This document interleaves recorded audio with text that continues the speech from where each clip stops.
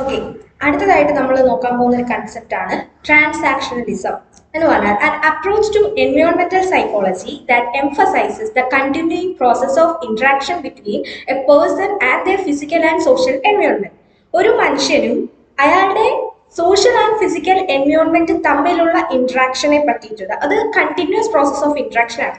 അതിനെ പറ്റി പഠിക്കുന്ന എൻവയോൺമെന്റൽ സൈക്കോളജിയുടെ ഒരു ഫീൽഡ് ആണ് അല്ലെങ്കിൽ ഒരു അപ്രോച്ച് ആണ് നമ്മുടെ ട്രാൻസാക്ഷണലിസം എന്ന് പറയുന്നത്. Okay, a group of scientists from different fields how to come together and jointly handle world's problems such as climatic change, pollution, man-made disaster, etc. അപ്പോൾ നമുക്കറിയാം ഒരുപാട് സയൻസ് ഫീൽഡുകളും കാര്യങ്ങളും ഒക്കെ ഉണ്ട്. പക്ഷേ നമുക്ക് ചില സിറ്റുവേഷൻസിൽ ഒരു ഫീൽഡിനെ കൊണ്ട് മാത്രം ആ ഒരു സിറ്റുവേഷൻ അല്ലെങ്കിൽ പ്രോബ്ലം ഹാൻഡിൽ ചെയ്യാൻ പറ്റിയെന്ന് വരത്തില്ല. ആ സമയത്ത് ഒന്നിലധികം, ചിലപ്പോൾ രണ്ടോ മൂന്നോ അതിലധികം ഫീൽഡ്സ് ഒരുമിച്ച് ചേർന്നായിരിക്കും ആ ഒരു പ്രോബ്ലം ഹാൻഡിൽ ചെയ്യേണ്ടതായിട്ട് വരുന്നത്.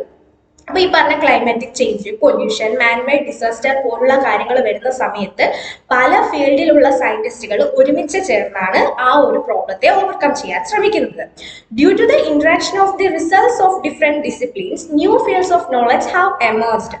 അതായത് ഇങ്ങനത്തെ ഈ പല ഫീൽഡ്സുകൾ ഒരുമിച്ച് ഇന്ററാക്ട് ചെയ്യുന്നതിന്റെ ഫലമായിട്ട് ഒരുപാട് പുതിയ ഫീൽഡ്സുകൾ എമേർജ് ചെയ്തിട്ടുണ്ട്. അതിന് എക്സാമ്പിൾ ആണ് ബയോ ഫിസിക്സ്, ബയോ കെമിസ്ട്രി. ഇതൊക്കെ എന്ന് പറഞ്ഞാൽ ഒന്നിലധികം ഫീൽഡ്സ് ജോയിൻ ആയിട്ട് ഒരു പ്രോബ്ലം സോൾവ് ചെയ്യാൻ വേണ്ടി ശ്രമിക്കുന്നതാണ്.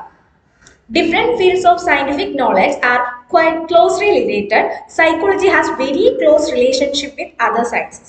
അതുകൊണ്ട് തന്നെ നമുക്ക് പറയാം ഈ എല്ലാ സയൻസ് അല്ലെങ്കിൽ പല ഏരിയാസിലുള്ള അല്ലെങ്കിൽ സയന്റിഫിക് നോളജുകളും ഡിഫറെന്റ് ഫീൽഡ്സും പരസ്പരം വളരെ റിലേറ്റഡ് ആണ്. നമ്മുടെ സൈക്കോളജിയും അതുപോലെ തന്നെ മറ്റ് സയൻസ് ഫീൽഡുകളുമായിട്ട് വളരെ റിലേറ്റഡ് ആണെന്ന് പറയാം.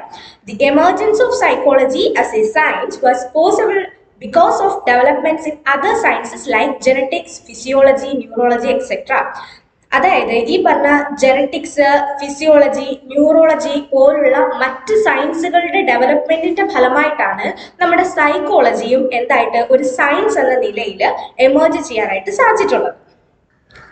Its methods of inquiry and analysis as well as application have all been influenced by development in other subject areas. മറ്റ് സബ്ജക്ട് ഏരിയാസിലുള്ള ഡെവലപ്മെന്റിന്റെ ഫലമായിട്ടാണ് നമ്മുടെ സൈക്കോളജിയിലുള്ള എൻക്വയറി, അനാലിസിസ് പോലുള്ള മെത്തേഡ്സിന്റെ ആപ്ലിക്കേഷനും എന്ത് ചെയ്തിരിക്കുന്നത്, വളരെയധികം influence ചെയ്യപ്പെട്ടിരിക്കുന്നത്. Psychology also influence the growth and development of other disciplines as well as sociology, anthropology, economics, management, etc. നമ്മളിപ്പോൾ പറഞ്ഞു മറ്റുള്ള സയൻസ് ഫീൽഡുകൾ എങ്ങനെയാണ് നമ്മുടെ സൈക്കോളജി ഇൻഫ്ലുവൻസ് ചെയ്യുന്നത്. അതുപോലെ തന്നെ തിരിച്ചും നമ്മുടെ സൈക്കോളജിയും മറ്റുള്ള ഫീൽഡുകളുടെ ഗ്രോത്തിനും ഡെവലപ്മെന്റിനും ഇൻഫ്ലുവൻസ് ചെയ്തിട്ടുണ്ട്. അതിന് എക്സാമ്പിൾ ആണ് സോഷ്യോളജി, ആന്ത്രോപോളജി, എക്കണോമിക്സ്, മാനേജ്മെന്റ് മുതലായ ഏരിയാസ്. അടുത്തതായിട്ട് നമ്മൾ നോക്കാൻ പോകുന്നത് nature and scope of psychology. നമ്മുടെ സൈക്കോളജിയിൽ എത്രത്തോളം ഫീൽഡുകൾ ഉണ്ട് അല്ലെങ്കിൽ എന്തൊക്കെ സ്കോപ്പുകളാണ് ഉള്ളത് എന്നുള്ള കാര്യങ്ങൾ നമുക്കൊന്ന് നോക്കാം. Psychology is a science which studies human behavior with reference to the context as well as other individuals. ഒരു ഇൻഡിവിജ്വൽ അല്ലെങ്കിൽ ഒരു വ്യക്തി ഒരു കണ്ടെക്സ്റ്റിൽ എങ്ങനെയാണ് ബിഹേവ് ചെയ്യുന്നത് അല്ലെങ്കിൽ മറ്റുള്ള ഇൻഡിവിജ്വൽസുമായിട്ട് എങ്ങനെ ബിഹേവ് ചെയ്യുന്നു എന്നുള്ളതിനെ പറ്റി പഠിക്കുന്ന ഒരു സയൻസിന്റെ ഫീൽഡാണ് നമ്മുടെ സൈക്കോളജി എന്ന് പറയുന്നത്.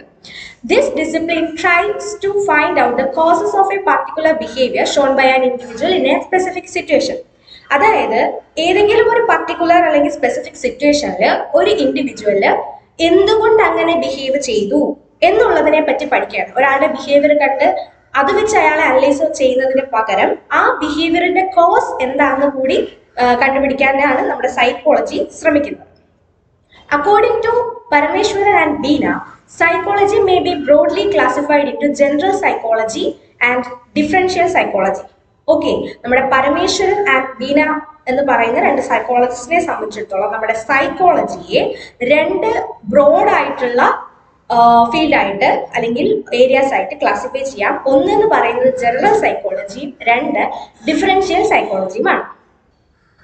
Gradually, these two broad divisions developed into further branches of general psychology and applied psychology. അപ്പോൾ നേരത്തെ പറഞ്ഞ രണ്ട് ബ്രാഞ്ചസ് എന്താണ് വീണ്ടും ഡെവലപ്പ് ചെയ്തുകൊണ്ട് രണ്ട് ബ്രോഡ് ഡിവിഷൻസ് ആയിട്ട് മാറിയിട്ടുണ്ട്. അതാണ് നമ്മുടെ ജനറൽ സൈക്കോളജിയും അപ്ലൈഡ് സൈക്കോളജി എന്ന് പറയുന്നത്. അടുത്തതായിട്ട് നമ്മൾ early divisions of psychology.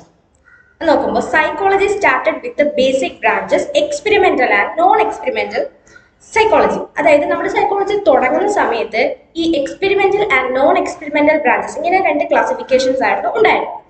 The experimental branch started with the research studies in the field of physiological learning and perception process. Physiological learning ഇന്റെയും പെർസെപ്ഷൻ പ്രോസസ്സിന്റെയും ഫീൽഡുകളിൽ നടന്നിട്ടുള്ള റിസർച്ച് സ്റ്റഡീസിൽ നിന്നുമാണ് ഈ എക്സ്പെരിമെന്റൽ ബ്രാഞ്ച് എന്ന് പറയുന്ന ആ ഒരു ബ്രാഞ്ച് സ്റ്റാർട്ട് ചെയ്യുന്നത്. Psychologists attempt to understand the fundamental causes of behavior and are primarily engaged in basic research and study fundamental processes such as learning, memory, thinking, motivation, etc. by using experimental method. അപ്പം ഈ ഒരു experimental ബ്രാഞ്ചിൽ സൈക്കോളജിസ്റ്റുകൾ ശ്രമിക്കുന്നത് നമ്മുടെ ബിഹേവിയറിന്റെ fundamental causes, അതിന്റെ അടിസ്ഥാനപരമായിട്ടുള്ള കാരണങ്ങൾ എന്താണെന്ന് പഠിക്കാനാണ് ശ്രമിക്കുന്നത്. അതുപോലെ തന്നെ ഇവർ കൂടുതലായിട്ടും ബേസിക് റിസർച്ചുകളിൽ എൻഗേജ് ചെയ്തുകൊണ്ട് നമ്മുടെ ഫണ്ടമെന്റൽ പ്രോസസ്സുകളായിട്ടുള്ള learning, memory, thinking, motivation, emotions മുതലായ കാര്യങ്ങളെ പറ്റിയിട്ട് എക്സ്പെരിമെന്റൽ മെത്തേഡിലൂടെ പഠിക്കാനായിട്ടാണ് ശ്രമിച്ചിട്ടുള്ളത്. Thus, the experimental psychologist investigates how behavior is modified and how people retain these modifications, the processing of information, thinking, how human sensory system work to allow people to experience what is going on around them, and the factors that urge them on and give directions to behavior. അതായത് ഇതിനെപ്പറ്റി ചെയ്യുന്നതെന്ന് പറഞ്ഞാൽ എങ്ങനെയാണ് ഓരോ ഇൻഡിവിജ്വൽസിന്റെയും behaviour modify ചെയ്യപ്പെടുന്നത്, and ആ modifications എങ്ങനെയാണ് അവർ നിലനിർത്തി കൊണ്ടുപോകുന്നത്, അതുപോലെ തന്നെ ഇൻഫോർമേഷൻ തിങ്കിങ്ങിന്റെ പ്രോസസ്സ് എങ്ങനെയാണ് ഹ്യൂമൻ സെൻസറി സിസ്റ്റം വർക്ക് ചെയ്യുന്നത്, അതുപോലെ തന്നെ ഒരു ഇൻഡിവിജ്വലിന് ചുറ്റും നടക്കുന്ന കാര്യങ്ങൾ എങ്ങനെയാണ് അവർ എക്സ്പീരിയൻസ് ചെയ്യുന്നത്, ആൻഡ് അവരുടെ ബിഹേവിയർ എങ്ങനെയാണ് ഉണ്ടാകുന്നത്, ആൻഡ് അത് ഏത് ഡിറക്ഷനിൽ ഏത് രീതിയിലാണ് അവർ ബിഹേവ് ചെയ്യുന്നത് മുതലായ കാര്യങ്ങളൊക്കെയും ഈ ഒരു എക്സ്പെരിമെന്റൽ ബ്രാഞ്ചിൽ പഠിക്കാനായിട്ട് ശ്രമിക്കുന്നുണ്ട്. The non-experimental branch included personality, social and developmental processes. അതായത് നമുക്ക് എക്സ്പെരിമെന്റ് ചെയ്ത് കണ്ടുപിടിക്കാൻ സാധിക്കാത്ത പല ആസ്പെക്ട്സ് ഓഫ് കാര്യങ്ങളുണ്ട്. അതായത് ഇപ്പോൾ personality, social and developmental processes, ഇതൊന്നും നമുക്ക് ഒരിക്കലും എക്സ്പെരിമെന്റ് ചെയ്ത് കണ്ടുപിടിക്കാൻ സാധിക്കില്ല. അപ്പം അങ്ങനെയുള്ള കാര്യങ്ങളെല്ലാം കൂടെ വരുന്ന ഒരു ബ്രാഞ്ചാണ് നോൺ എക്സ്പെരിമെന്റൽ ബ്രാഞ്ച് എന്ന് പറയുന്നത്. ഇനി അടുത്തത് നമ്മൾ നോക്കാൻ പോകുന്നത് സൈക്കോളജിയുടെ സബ് ഫീൽഡ്സ് ആണ്. നമുക്കറിയാം സൈക്കോളജിക്ക് അത്യാവശ്യം സബ് ഫീൽഡുകളും അല്ലെങ്കിൽ ഫീൽഡ്സ് കാര്യങ്ങളും ഉണ്ടെന്ന്. പക്ഷേ എല്ലാ ഫീൽഡുകളെ പറ്റിയിട്ടും നമ്മൾ പോലും അവെയർ അല്ല. ഫോർ എക്സാമ്പിൾ, ഇപ്പം ഒരു നോർമൽ സൈക്കോളജിസ്റ്റിന്റെ അടുത്ത് ചോദിച്ചാൽ പോലും കുറച്ച് ബേസിക് ആയിട്ടുള്ള ഫീൽഡ്സ്, എക്സാമ്പിൾ കൗൺസിലിംഗ് അല്ലെങ്കിൽ ക്ലിനിക്കൽ, ഫോറൻസിക്, അങ്ങനത്തെ കുറച്ച് ബേസിക് ആയിട്ടുള്ള ഫീൽഡുകൾ മാത്രമേ അറിയത്തുള്ളൂ. പക്ഷേ ഇതിൻ്റെയൊക്കെ ഉള്ളിൽ ഒരുപാട് സബ് ഫീൽഡുകളും കാര്യങ്ങളും ഒക്കെ വരുന്നുണ്ട്. അപ്പം നമ്മൾ ഈ ഒരു അടുത്തൊരു സെക്ഷനിൽ നമ്മൾ നോക്കാൻ പോകുന്നത് ഈ സബ് ഫീൽഡുകളും അതിൻ്റെ പ്രത്യേകതകളും ഇൻഡെപ്ത് ആയിട്ട് പോകുന്നില്ല, ബട്ട് നമ്മളത് അവെയർ ആയിരിക്കുക എന്നൊരു ഉദ്ദേശത്തിലൂടെയാണ് ഇത് പോകുന്നത്. ഫോർ എക്സാമ്പിൾ പറഞ്ഞാൽ ഇപ്പോൾ ഡെവലപ്മെന്റൽ സൈക്കോളജി എന്ന് പറഞ്ഞൊരു ഫീൽഡ് എടുത്താൽ തന്നെ അതിന് കീഴിലായിട്ട് ചൈൽഡ് സൈക്കോളജി വരുന്നുണ്ട്, അഡോളസെന്റ് സൈക്കോളജി വരുന്നുണ്ട്, ജെറന്റോളജി ഒക്കെ വരുന്നുണ്ട്. ഓക്കെ, അപ്പം അതുപോലെ നമ്മൾ ഈ ഓരോ ഫീൽഡ് എടുത്താലും അതിന്റെ കീഴിലും ഒരുപാട് സബ് ഫീൽഡ്സ് നമുക്ക് കാണാൻ സാധിക്കും. നമ്മളിപ്പോൾ ആദ്യം നോക്കാൻ പോകുന്നത് ബയോ സൈക്കോളജി എന്ന് പറയുന്നൊരു സബ് ഫീൽഡാണ്. This branch deals with the biological basis of behaviour. All behaviour occurs through bodily processes. അതായത് ഒരാളുടെ ബിഹേവിയറിന്റെ ബയോളജിക്കൽ റീസൺസ് എന്തൊക്കെയാണ് എന്നുള്ളതാണ് ഈ ഒരു ബയോ സൈക്കോളജി എന്ന് പറഞ്ഞ ഫീൽഡിൽ അല്ലെങ്കിൽ സബ് ഫീൽഡിൽ പഠിക്കുന്നത്. ഓക്കെ, ഇതിൽ പറയുന്നത് നമ്മുടെ ഓരോ ബിഹേവിയറിനും അല്ലെങ്കിൽ ഓരോ ബിഹേവിയർ നടക്കുന്നത് ഓരോ ബോഡ്ലി പ്രോസസ്സിലൂടെയാണ്. ഫോർ എക്സാമ്പിൾ, ഇപ്പൊ നമ്മുടെ കയ്യിൽ ഒരു മുള്ളു കൊണ്ടാല് നമ്മൾ കൈ വേഗം വലിച്ചെടുക്കും. അപ്പം അതിന് കാരണം അവിടെ ഒരുപാട് ബോഡ്ലി പ്രോസസ്സുകൾ നടന്നതിന്റെ ഫലമായിട്ടാണ്. ഓക്കെ, അപ്പം ഇത് ജസ്റ്റ് ഒരു സിമ്പിൾ ബിഹേവിയർ ആണ് പറഞ്ഞത്. ഇനി brain is the seat of all complex behaviour. നമ്മളിപ്പോ പറഞ്ഞ എക്സാമ്പിളിന്റെ സീറ്റ് ബ്രെയിൻ അല്ല, ഞാനത് ജസ്റ്റ് മനസ്സിലാകാൻ വേണ്ടി പറഞ്ഞതാണ്. പക്ഷെ എല്ലാ കോംപ്ലക്സ് ബിഹേവിയറിന്റെയും സീറ്റ് എന്ന് പറയുന്നത് നമ്മുടെ ബ്രെയിൻ ആണ്. അത് നമുക്ക് അറിയാവുന്ന കാര്യമാണ്. ഇമ്പോർട്ടൻസ് ഓഫ് ഹെറിഡിറ്റി അല്ലെങ്കിൽ genetics in case of neurosis, mental retardation, സൈക്കോസിസ് എക്സെട്ര. അതായത് ചില സൈക്കോളജിക്കൽ ഡിസോർഡേഴ്സ് നമ്മൾ എടുത്ത് നോക്കിയാൽ, അതായത് ഇപ്പൊ ന്യൂറോസിസ് അല്ലെങ്കിൽ മെന്റൽ റിട്ടാർഡേഷൻ, സൈക്കോസിസ് പോലുള്ള സൈക്കോളജിക്കൽ ഡിസോർഡേഴ്സ് നമ്മൾ എടുത്തു നോക്കിയാൽ അവിടെ അതിന്റെ മെയിൻ റീസൺ ഈ ജെനറ്റിക്സ് അല്ലെങ്കിൽ ഹെറിഡിറ്റി. ഇതൊക്കെ പാരമ്പര്യമായിട്ടോ അല്ലെങ്കിൽ ജനിതകപരമായിട്ടോ ഒക്കെ ഉണ്ടാവുന്ന കാര്യങ്ങളാണ്. ഇതൊക്കെയാണ് ഈ ബയോസൈക്കോളജിയിൽ വരുന്നത് തന്നെ. പിന്നെ അതുപോലെ തന്നെ നമ്മുടെ എൻഡോക്രൈൻ ഗ്ലാൻസ് സെക്രീറ്റ് ചെയ്യുന്ന ഒരുപാട് ഹോർമോൺസ് ഉണ്ട്. ഇതിന്റെ ഒക്കെ ഇൻഫ്ലുവൻസും പലതരത്തിലുള്ള ബിഹേവിയർ ഇനിഷ്യേറ്റ് ചെയ്യാനായിട്ട് കാരണമാകുന്നുണ്ട്. അപ്പം അതൊക്കെ ഈ പറഞ്ഞ ബയോളജിക്കൽ പ്രോസസ്സുകളെ അല്ലെങ്കിൽ ബിഹേവിയറിനെ ഇനിഷ്യേറ്റ് ചെയ്യാൻ കാരണമാകുന്ന ഈ പ്രോസസ്സുകളെ പറ്റി പഠിക്കുന്ന ഒരു സബ് ഫീൽഡാണ് ബയോസൈക്കോളജി. അടുത്തത് നോക്കുന്നത് cognitive psychology. Cognitive psychology deals with the human information processing abilities. നമ്മൾ മനുഷ്യൻ എങ്ങനെയാണ് നമുക്ക് കിട്ടുന്ന ഓരോ ഇൻഫോർമേഷൻസും പ്രോസസ്സ് ചെയ്യുന്നത് എന്നുള്ളതിനെ പറ്റി പഠിക്കുന്ന ഒരു സബ് ഫീൽഡാണ് cognitive psychology. It tries to study all aspects of cognition such as memory, thinking, learning, perception, etcetera.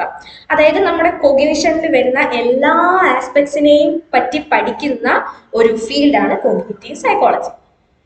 അടുത്തതായിട്ട് നോക്കാൻ പോകുന്നത് കമ്പാരറ്റീവ് സൈക്കോളജി.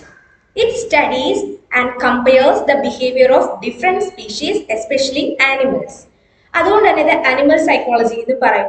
കാരണം എന്ന് വെച്ചാൽ ഇതിനകത്ത് എല്ലാ സ്പീഷീസിലും പെട്ട ആനിമൽസ് എന്ന് നമുക്ക് പറയാം, അല്ലെങ്കിൽ എല്ലാ സ്പീഷീസിലെയും ബിഹേവിയേഴ്സ് പഠിക്കുകയും അത് തമ്മിൽ കമ്പയർ ചെയ്യുകയും ചെയ്യാണ്. മെയിൻ ആയിട്ട് ആനിമൽസിനെയാണ് നോക്കുന്നത്. അതുകൊണ്ട് തന്നെ ആനിമൽ സൈക്കോളജി എന്ന് പറയുന്നു. അതെങ്ങനെയാണ് നമ്മൾ ഈ പറഞ്ഞ ഡിഫറെന്റ് സ്പീഷീസ് അല്ലെങ്കിൽ ആനിമൽസിന്റെ ബിഹേവിയർ സ്റ്റഡി ചെയ്ത് കമ്പയർ ചെയ്യാം എന്നായിരിക്കും ആലോചിക്കാം. അവിടെ നമ്മൾ ഉദാഹരണത്തിന് എടുക്കാം, നമുക്ക് ബീസ് അല്ലെങ്കിൽ ഹണി ബീസിന്റെ കേസ് എടുക്കാം. അവിടെ പല പല സെക്ഷൻസ് ഓഫ് എന്താ പറയാ ക്യൂൻ ഉണ്ട്, എംപ്ലോയീസ് അല്ലെങ്കിൽ എന്താ പറയാ വർക്കേഴ്സ് ഉണ്ട്. ഓക്കെ, അപ്പൊ ഈ വർക്കിംഗ് ബീസിനെ അല്ലെങ്കിൽ വർക്കർ ബീസിനെ നമ്മളൊന്ന് ഒബ്സർവ് ചെയ്താൽ നമുക്ക് കാണാൻ സാധിക്കും എങ്ങനെയാണ് അവരുടെ ആ ഒരു പാറ്റേൺ ഓഫ് എന്താ പറയാ ബിഹേവിയേഴ്സ് എങ്ങനെയാണ് വരുന്നത് നമുക്ക് കാണാൻ സാധിക്കും.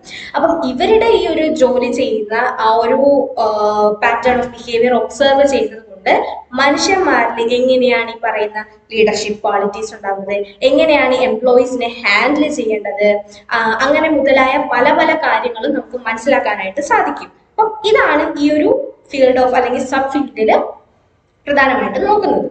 ഇനി അടുത്തതായിട്ട് നോക്കുന്നത് കൾച്ചറൽ സൈക്കോളജി. പേര് കേൾക്കുമ്പോൾ തന്നെ നമുക്ക് ഏകദേശം ഐഡിയ കിട്ടും. അതായത് this branch studies the ways in which culture, sub culture and ethnic group membership affect behaviour. ഒരു മനുഷ്യന്റെ കൾച്ചർ അല്ലെങ്കിൽ സബ് കൾച്ചർ അല്ലെങ്കിൽ അയാള് എന്താ മെമ്പർ ആയിട്ടുള്ള എത്നിക് ഗ്രൂപ്പ് എങ്ങനെയാണ് അയാളുടെ ബിഹേവിയറിനെ ഇൻഫ്ലുവൻസ് ചെയ്യുന്നത് എന്നുള്ളതിനെ പറ്റിയിട്ട് പഠിക്കുന്ന ഒരു സബ് ഫീൽഡാണ് cultural psychology. Compare behaviour of people of different culture across different Nations. നമുക്കറിയാം ഈ കൾച്ചർ എന്ന് പറയുന്ന കാര്യം എല്ലായിടത്തും ഒരുപോലെ ആയിരിക്കില്ല. നമ്മുടെ ഇന്ത്യൻ കൾച്ചർ ആയിരിക്കില്ല ഇപ്പം അമേരിക്കയിൽ എന്ന് പറഞ്ഞാൽ. അപ്പം കൾച്ചർ മാറുന്നതനുസരിച്ച് നമ്മുടെ ഇൻഡിവിജ്വൽസിന്റെ ബിഹേവിയറും ചേഞ്ച് ചെയ്യുന്നുണ്ട്, അല്ലെങ്കിൽ എന്താ പറയുക ഡിഫറെന്റ് ആണ്. ഇനി നമ്മൾക്ക് പുറത്തോട്ട് തന്നെ പോകണ്ട, ഇന്ത്യയിൽ തന്നെ എടുത്താലും ഇപ്പം നോർത്തേൺ ഏരിയയിലായാലും സൗത്ത് എടുത്ത് നോക്കിയാലും വളരെ ഡിഫറൻസ് നമുക്ക് കാണാനായിട്ട് സാധിക്കും. ഓരോ സിറ്റുവേഷൻസിൽ സെയിം സിറ്റുവേഷനിൽ നമ്മളൊരു ഇന്ത്യക്കാരനെയും ഒരു അമേരിക്കക്കാരനെയും കൊണ്ടിട്ടുണ്ടെങ്കിൽ അവരത് ബിഹേവ് ചെയ്യുന്ന വേ ഡിഫറെന്റ് ആയിരിക്കും. അപ്പം അത് അവരുടെ ഈ കൾച്ചർ, സബ് കൾച്ചർ ഒക്കെ എന്ത് ചെയ്യുന്നുണ്ട്, ബിഹേവിയറിനെ ഇൻഫ്ലുവൻസ് ചെയ്യുന്നുണ്ട്. അഞ്ചാമത്തെ ഒരു സബ് ഫീൽഡാണ് experimental psychology. This field investigates all aspects of psychological processes like perception, learning, motivation. നമ്മുടെ സൈക്കോളജിക്കൽ പ്രോസസ്സുകളുടെ എല്ലാ ആസ്പെക്ട്സിനെ പറ്റിയിട്ട് പഠിക്കുന്ന ഒരു ഫീൽഡാണ് എക്സ്പെരിമെന്റൽ സൈക്കോളജി. കൂടുതലായിട്ടും നമ്മൾ നേരത്തെ പറഞ്ഞതുപോലെ തന്നെ എക്സ്പെരിമെന്റൽ രീതിയിൽ തന്നെയായിരിക്കും ഇവിടെ ഈ പറയുന്ന കാര്യങ്ങളൊക്കെ പഠിക്കുന്നത്. ആൻഡ് ഇതിനകത്ത് യൂസ് ചെയ്യുന്നത് major research method used in this field deals with controlled experiments. അതായത് ആ ഒരു ഇൻവെസ്റ്റിഗേറ്ററിന് ആ ഒരു സ്റ്റഡീസിൽ ഫുൾ കൺട്രോൾ ഉണ്ടായിരിക്കും, ആ എൻവയോൺമെന്റിലും കൺട്രോൾ ഉണ്ടായിരിക്കും. അപ്പം അങ്ങനത്തെ രീതികളിൽ നമ്മുടെ സൈക്കോളജിക്കൽ പ്രോസസ്സുകളെ പറ്റി പഠിക്കുന്ന ഒരു ഫീൽഡാണ് എക്സ്പെരിമെന്റൽ സൈക്കോളജി. അടുത്തതാണ് gender psychology. This field studies the roles and influence of gender on the basis of researches done on males and females. സ്ത്രീകളിലും പുരുഷന്മാരിലും നടത്തിയിട്ടുള്ള റിസർച്ച് സ്റ്റഡീസിനെ ബേസ് ചെയ്തുകൊണ്ട് എങ്ങനെയാണ് ഈ ജെൻഡർ ഒരാളുടെ ബിഹേവിയറിനെ ഇൻഫ്ലുവൻസ് ചെയ്യുന്നത്. നമുക്കറിയാം സ്ത്രീകളും പുരുഷന്മാരും ഇപ്പോൾ ബയോളജിക്കലി ആയാലും സൈക്കോളജിക്കലി ആയാലും ഒരുപാട് ഡിഫറൻസുകൾ ഉണ്ട്. അപ്പം ആ ഒരു ഡിഫറൻസുകളെ പറ്റിയിട്ട് മെയിൻ ആയിട്ട് ഓരോ ബിഹേവിയേഴ്സും എങ്ങനെയാണ് സ്ത്രീകളും പുരുഷന്മാരും അത്രയും ഡിഫറെന്റ് ആയിട്ട് എക്സിബിറ്റ് ചെയ്യുന്നത് എന്നുള്ള കാര്യങ്ങളൊക്കെയാണ് ഈ ഒരു ജെൻഡർ സൈക്കോളജിയിൽ നോക്കുന്നത്. അടുത്തതാണ് learning psychology. It studies how and why learning occurs. എന്തുകൊണ്ട് ലേണിംഗ് ഉണ്ടാകുന്നു, എങ്ങനെയാണ് അത് ഉണ്ടാകുന്നത് മുതലായ കാര്യങ്ങൾ. അപ്പം ഈ ലേണിങ്ങിനെ പറ്റി പഠിക്കാനായിട്ട് നമ്മൾ ഡീറ്റെയിൽ ആയിട്ട് എന്താ classical conditioning, operant conditioning, observational learning, ഇങ്ങനെ ഒരുപാട് എന്താ പറയാ തിയറീസ് അല്ലെങ്കിൽ ലേണിംഗ് നമ്മൾ പഠിക്കും. ഓക്കെ, എങ്ങനെയാണ് ലേണിംഗ് ഉണ്ടാകുന്നത് ആൻഡ് എന്തുകൊണ്ട് ഉണ്ടാകുന്നു മുതലായ കാര്യങ്ങളൊക്കെ ഈ പറയുന്ന ലേണിംഗ് മെത്തേഡ്സിൽ നമ്മൾ മനസ്സിലാക്കാനായിട്ട് സാധിക്കും. അടുത്തതാണ് personality psychology. This field studies personality traits and dynamics.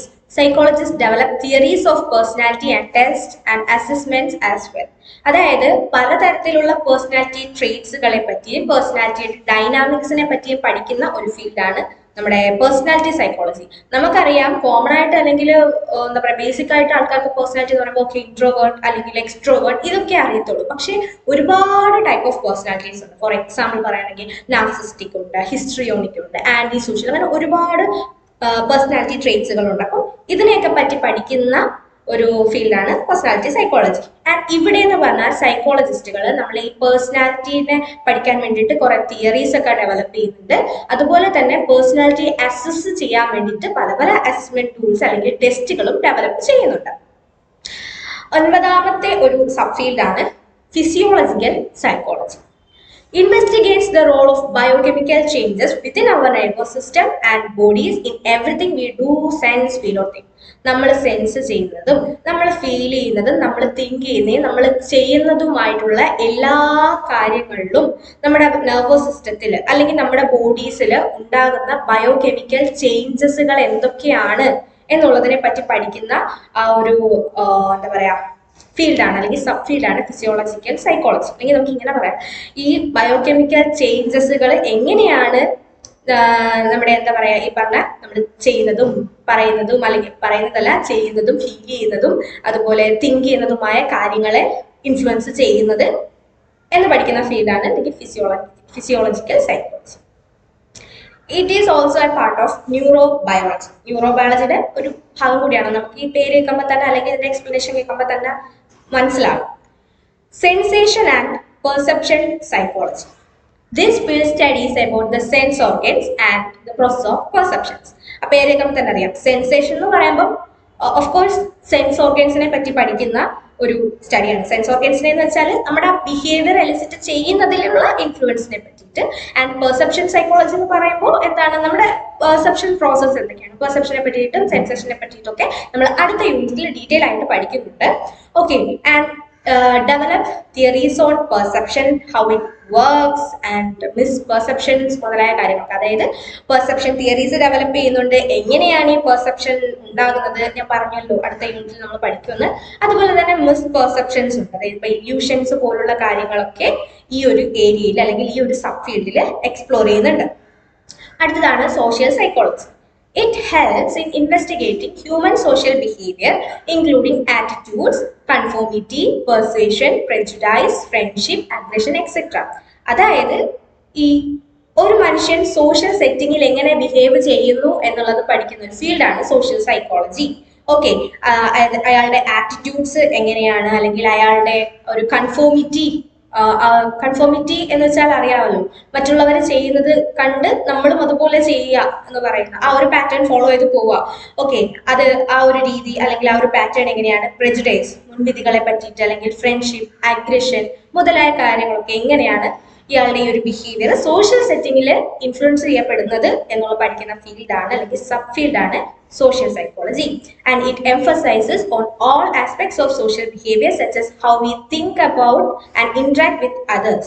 നമ്മൾ ചിന്തിക്കുന്ന രീതി ആൻഡ് മറ്റുള്ളവരുമായിട്ട് ഇന്ററാക്ട് ചെയ്യുന്ന രീതി മുതലായ സോഷ്യൽ ബിഹേവിയേഴ്സിന്റെ എല്ലാ ആസ്പെക്റ്റുകളും നമ്മൾ ഈ ഒരു സബ് ഫീൽഡിൽ പഠിക്കും. Next is clinical psychology. ഇത് നമ്മൾ ഒരുപാട് അത്യാവശ്യം കേട്ട് പരിചയമുള്ള ഒരു ഫീൽഡാണ്. This field emphasizes on the diagnosis, causes and treatment of severe psychological disorders and emotional troubles. Okay, നമുക്ക് അറിയാവുന്ന കാര്യം തന്നെയാണ് പലതരത്തിലുള്ള ഇമോഷണൽ ട്രബിൾസ് നേരിടുന്നവർ അല്ലെങ്കിൽ സൈക്കോളജിക്കൽ സിവിയർ ആയിട്ടുള്ള സൈക്കോളജിക്കൽ ഡിസോർഡേഴ്സ് ഉള്ള ആൾക്കാരെ അവരെ ഡയഗ്നോസ് ചെയ്ത് അവരുടെ ആ ഒരു ഇഷ്യൂവിന്റെ കോസസ് കണ്ടെത്തി ട്രീറ്റ് ചെയ്യുന്ന ഒരു ഫീൽഡ് അല്ലെങ്കിൽ സബ് ഫീൽഡാണ് നമ്മുടെ ക്ലിനിക്കൽ സൈക്കോളജി എന്ന് പറയുന്നത്.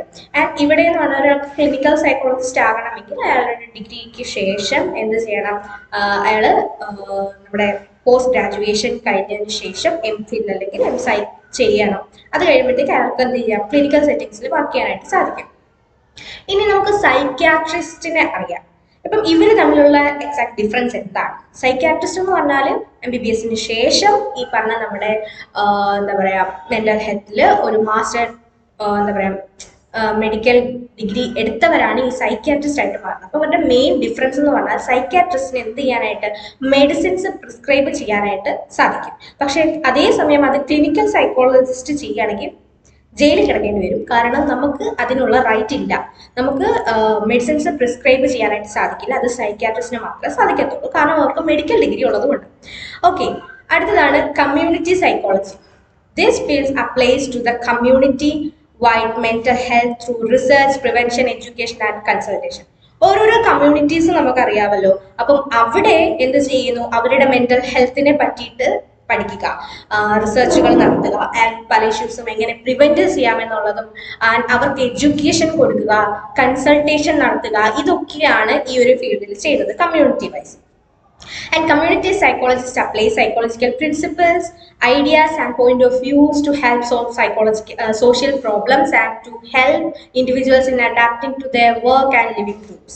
ഓരോ വ്യക്തികൾക്കും അവർ ജീവിക്കുന്ന ആ ഒരു ഗ്രൂപ്പിൽ അല്ലെങ്കിൽ അവരുടെ വർക്കിൽ ശരിയായ രീതിയിൽ നല്ല രീതിയിൽ അഡാപ്റ്റ് ചെയ്യാനായിട്ട് എങ്ങനെ സാധിക്കാം എന്ന് അവർക്ക് ഈ പറയുന്ന നമ്മുടെ സൈക്കോളജിക്കൽ പ്രിൻസിപ്പിൾസും അതുപോലെ തന്നെ ഐഡിയാസും പോയിന്റ് ഓഫ് വ്യൂസും ഒക്കെ യൂസ് ചെയ്തുകൊണ്ട് അവരുടെ ഈ പറഞ്ഞ പ്രശ്നങ്ങൾ സോൾവ് ചെയ്യാനായിട്ട് സഹായിക്കുന്ന ഒരു സബ് ഫീൽഡാണ് കമ്മ്യൂണിറ്റി സൈക്കോളജി എന്ന് പറയുന്നത്.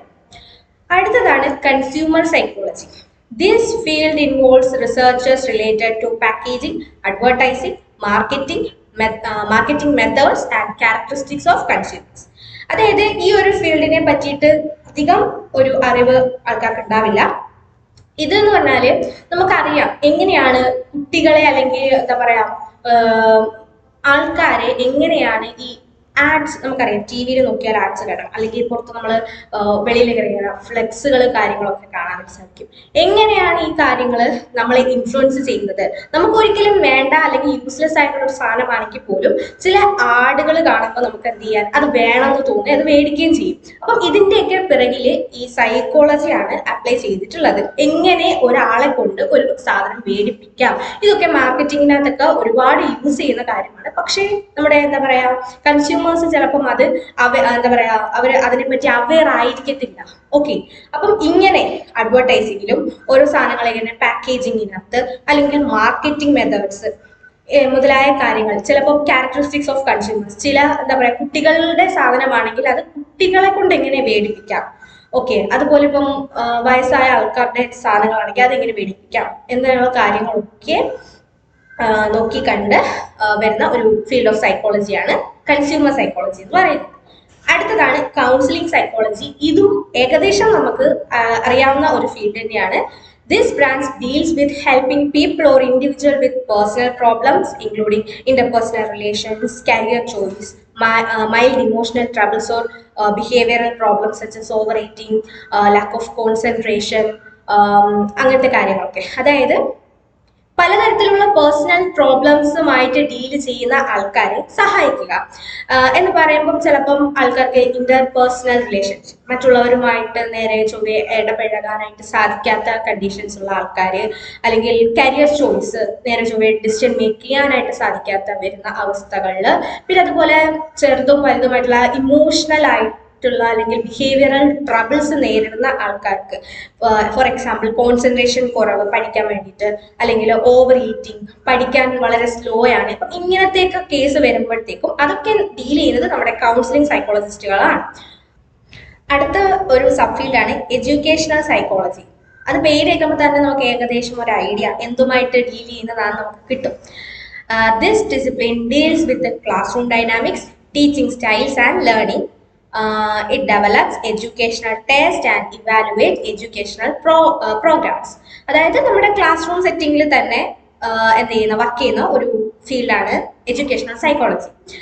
ഇവിടെ എന്ന് പറയുമ്പം ക്ലാസ് റൂം ഡൈനാമിക് എങ്ങനെയായിരിക്കണം ഒരു ക്ലാസ് റൂം എന്ന് പറയുന്നത്, ടീച്ചിങ് സ്റ്റൈൽസ് എങ്ങനെയായിരിക്കണം, അതുപോലെ തന്നെ ലേണിംഗ് കുട്ടികൾക്ക് വേഗത്തിലും അല്ലെങ്കിൽ എന്താ പറയുക എഫക്റ്റീവ് ആയിട്ടുള്ള രീതിയിൽ പഠിക്കാനായിട്ടും ഒക്കെ ഹെൽപ്പ് ചെയ്യുന്ന ഒരു ഫീൽഡാണ് എഡ്യൂക്കേഷണൽ സൈക്കോളജി.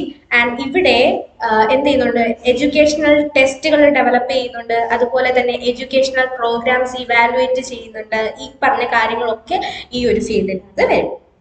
അടുത്തൊരു ഫീൽഡാണ് എർഗണോമിക്സ്. വളരെ റെയറായിട്ട് ചിലപ്പോൾ കേട്ടുപോലും ഉണ്ടാവാത്ത ഒരു ഫീൽഡായിരിക്കും, കേട്ടിട്ടുള്ളവരുണ്ടായിരിക്കും. ഓക്കെ, വട്ടം. It deals with the process of designing and managing the work place environment, products or system for the comfort or optimum performance of employees and individuals.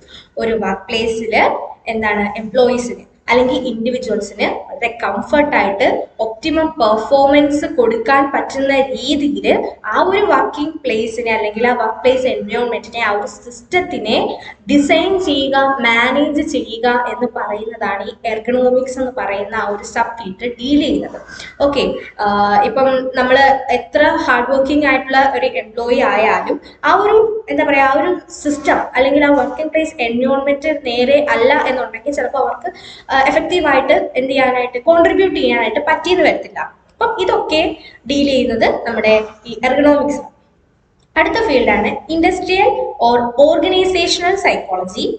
Investigates all aspects of behavior in work setting, ranging from selection and recruitment of employees, performance appraisal, work motivation and leadership. അതായത് ഒരു ഓർഗനൈസേഷനിൽ work ചെയ്യുന്ന അല്ലെങ്കിൽ എന്താ പറയുക ഓർഗനൈസേഷന്റെ വരുന്ന കാര്യങ്ങളുമായിട്ട് ഡീൽ ചെയ്യുന്ന ഒരു ഫീൽഡാണ് organisational psychology.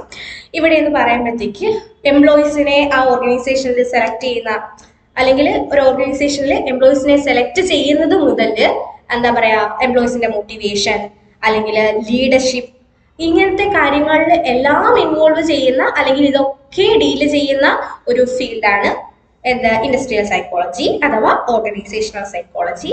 And these psychologists are sometimes called personal psychologists. കാരണം ഇവർക്ക് എന്താ പറയാ ഓർഗനൈസേഷനിൽ വർക്ക് ചെയ്യുമ്പം ജസ്റ്റ് ആ ഒരു മാനേജറിന്റെ കാര്യം മാത്രമല്ല, മൊത്തത്തിൽ ഓവറോൾ ആണ് അവിടെ ഓരോ എംപ്ലോയീസിന്റെയും സാറ്റിസ്ഫാക്ഷനും അല്ലെങ്കിൽ ഓരോ എംപ്ലോയീസിൽ നിന്നും എങ്ങനെ മാക്സിമം കോൺട്രിബ്യൂഷൻ എടുക്കാം എന്നുള്ളതൊക്കെയാണ് നോക്കുന്നത്. അപ്പം ഓരോരുത്തർക്കും വേണ്ടിയിട്ട് വർക്ക് ചെയ്യുന്നത് കൊണ്ട് തന്നെ ഇവരൊരു പേഴ്സണൽ സൈക്കോളജിസ്റ്റുകൾ എന്ന് നമുക്ക് ഇതിന്റെ സൈക്കോളജിസ്റ്റുകൾ പറയാനായിട്ട് സാധിക്കും.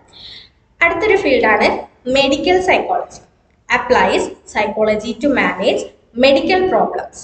അതായത് ഒരുപാട് മെഡിക്കൽ പ്രോബ്ലംസ് വരുമ്പോഴത്തേക്കും പലരും എന്ത് ചെയ്യാം തകർന്നു പോകുന്ന കണ്ടീഷൻസ്, അതായത് ഇപ്പോൾ ഒരു കുഴപ്പവും ഇല്ലാതിരിക്കുന്ന ഒരാൾക്ക് പെട്ടെന്ന് ഒരു ക്രോണിക് ആയിട്ട് എന്തെങ്കിലും ഒരു ഇൽനെസ് അല്ലെങ്കിൽ മെഡിക്കൽ കണ്ടീഷൻ വരുമ്പോഴത്തേക്ക് അവരുടെ മെന്റൽ ഹെൽത്ത് മൊത്തത്തിൽ എന്ത് ചെയ്യാം തകർന്നു പോകുന്ന കണ്ടീഷൻസ് ഉണ്ടായിരിക്കാം.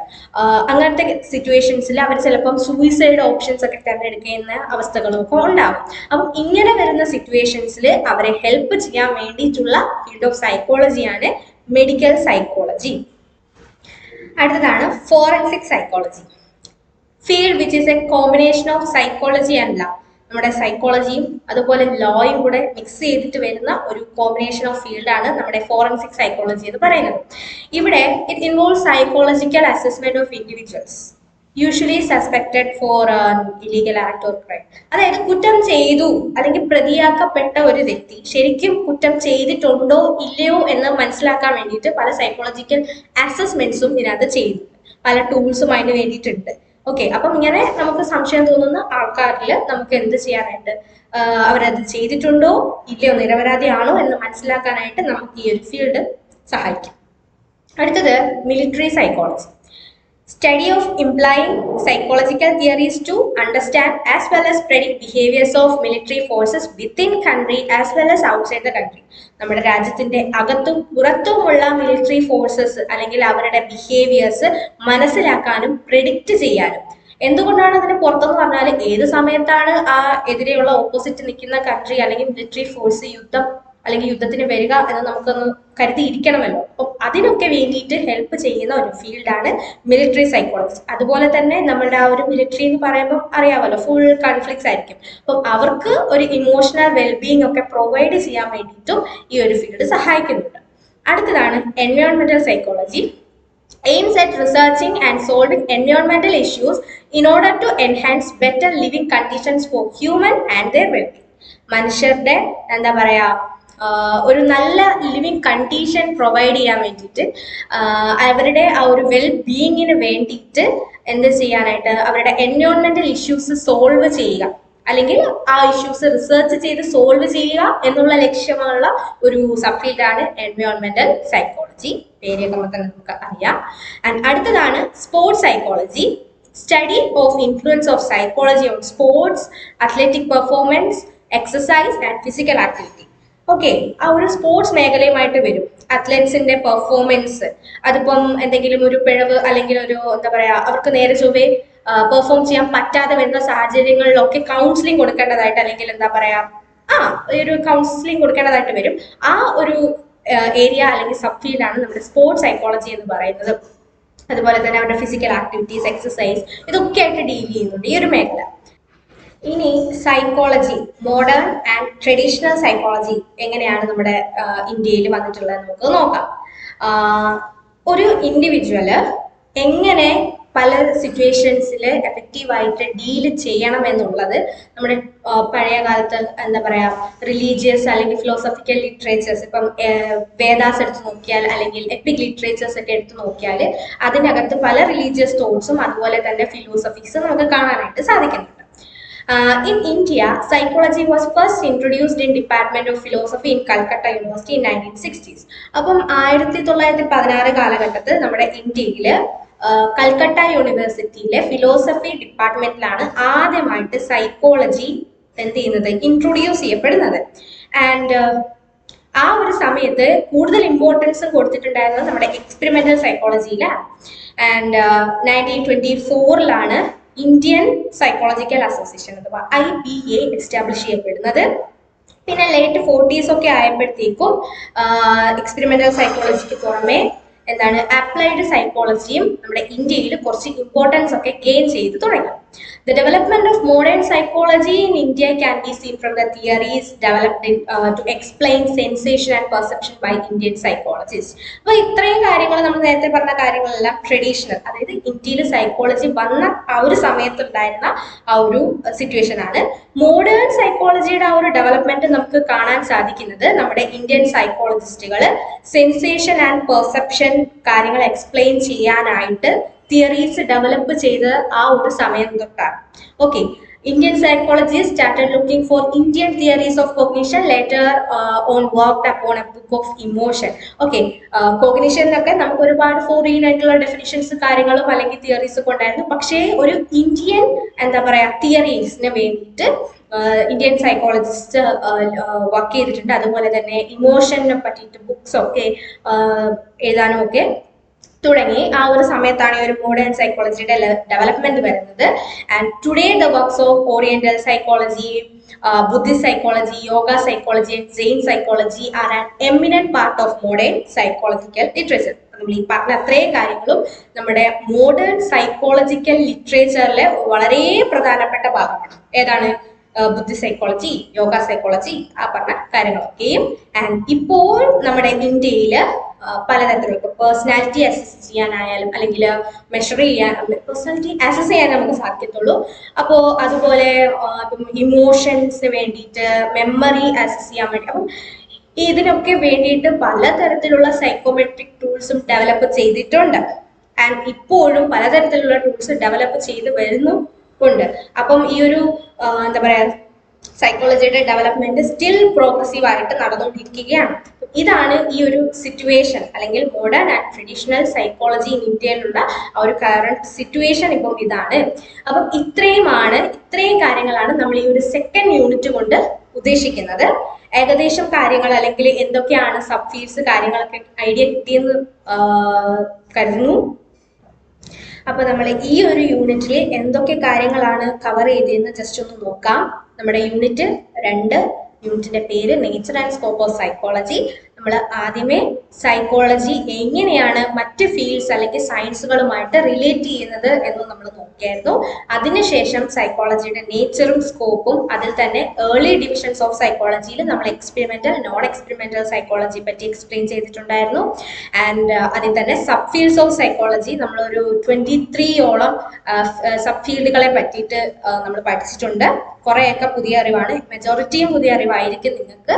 ആൻഡ് ദെൻ നമ്മൾ ലാസ്റ്റ് ആയിട്ട് നോക്കിയത് psychology in India, traditional and modern. എങ്ങനെയാണ് നമ്മുടെ ഇന്ത്യയിൽ സൈക്കോളജി വന്നത്, അല്ലെങ്കിൽ വന്നപ്പോൾ ഉണ്ടായിരുന്ന ആ ഒരു സ്റ്റേറ്റ് എന്താണ്, ആൻഡ് അതിന്റെ മോഡേൺ സൈക്കോളജി ഇപ്പൊ എങ്ങനെയാണ്, കറണ്ട് സ്റ്റേറ്റ് എങ്ങനെയാണെന്ന് നമ്മൾ നോക്കിയായിരുന്നു. അപ്പം ഇത്രയും കാര്യങ്ങളാണ് ഈ ഒരു യൂണിറ്റിൽ നമ്മൾ എക്സ്പ്ലെയിൻ ചെയ്തിട്ടുള്ളത്. ഏകദേശം ഒരു ഐഡിയ കിട്ടിയെന്ന് വിശ്വസിക്കുന്നുണ്ട്. ആൻഡ് മറ്റേ യൂണിറ്റിൽ പറഞ്ഞതുപോലെ തന്നെ ഇതിന്റെ അഡീഷണൽ അല്ലെങ്കിൽ പേപ്പറിന്റെ ഒബ്ജക്റ്റീവ്സ് നിങ്ങൾ നോക്കണം. അതുപോലെ തന്നെ ഇതിനകത്ത് വർക്കിംഗ് ക്വസ്റ്റ്യൻസ് ഒരുപാട് വന്നിട്ടുണ്ട്. ഇതും എല്ലാം കൂടെ ഏകദേശം നോക്കി കഴിഞ്ഞാൽ എക്സാമിന് വേണ്ടിയിട്ട് നമുക്ക് യൂസ്ഫുൾ ആയിരിക്കും. Thank you.